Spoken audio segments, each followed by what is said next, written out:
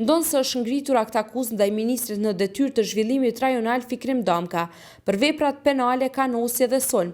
Ai vazhdon të mbajë postin e tij në qeverinë e Kosovës. Përkundër faktit që ai së bashku me djalin e tij sulmoi 2 persona, kryeministri i Kosovës Albin Kurti nuk po e shkarkon nga detyra e ministrin Damka.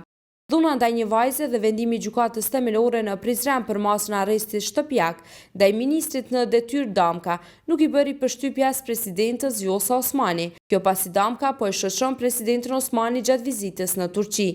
Në ligjin për qeverinë e Kosovës thuhet se mandati i anëtarit të qeverisë, ndër të tjera, përfundon nëse shkarkohet nga kryeministri. Ky fundi ka bazë ligjore për shkarkim sipas ligjit për zyrtarët publik. Megjithatë, dyshohet se shkarkimi nuk po ndodh për shkak se Kurtit i duhet vota e komuniteteve për formimin e qeverisë së re. Në ligjin për zyrtarët publik thuhet se përdorimi i dhunës fizike ose kërcënimi i personave ndalohet rreptësisht në çdo rrethanë dhe vlerësohet si shkelje e rëndë e etikës profesionale dhe integritetit të detyrës publike. Sipas ligjit për zyrtarët publik, zyrtari mund të përballet me masa si pezullim i përkohshëm nga puna, transferim në pozitë tjetër, ulje në pozitë dhe largim nga pozita. Prokuroria themelore në Prizren më 25 mars të këtij viti ka ngritur akt akuzë kundër ministrit në detyrë të zhvillimit rajonal Fikrim Damka dhe të pandehurit F.D, të cilët ngarkohen për sulm dhe kanosje. Prokuroria e Prizrenit i njoftuar se ndaj ministrit të zhvillimit rajonal Fikrim Damka është ngritur akt akuzë për veprat penale ku tani pritet që të ballafaqohemi në procedurë gjyqësore. Veprat penale tani që pritet që të dalin në gjykat, për ministrin ne presim një vendim meritor që gjykata dënojë me burg dhe me dënim plotësues që mos ta ushtrojë funksionin në administratën publike.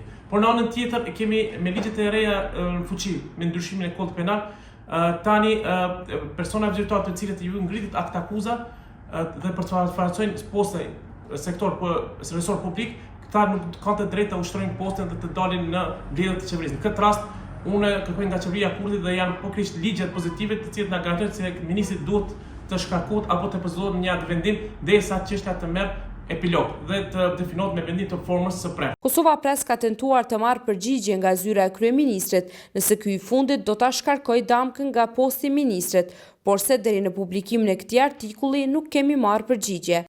Sipas akt akuzës, ai ka përdorur forcë ndaj të dëmtuarve për shkak të publikimit të disa informatave dhe lajmeve në rrjetet sociale për partinë KDTP dhe për kryetarin e partisë të pandehurin F.D.